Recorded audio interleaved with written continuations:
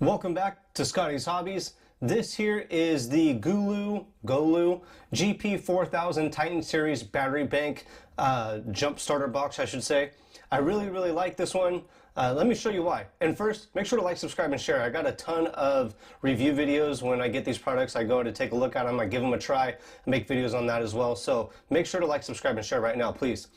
This jump box battery bank, a couple like unique features about it so far that I've seen is this has a Class C charger that you could either charge this unit using it or charge like a phone or some external thing. Just plug in a Class C to Class C and you could charge off of this, as well as the two USBs.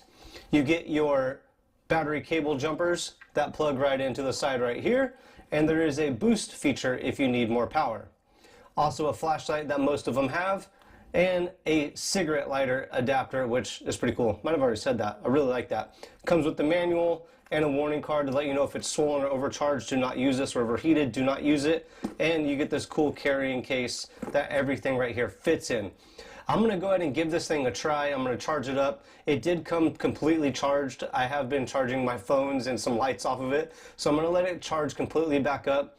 And the box says it'll charge or jump a 10-liter engine.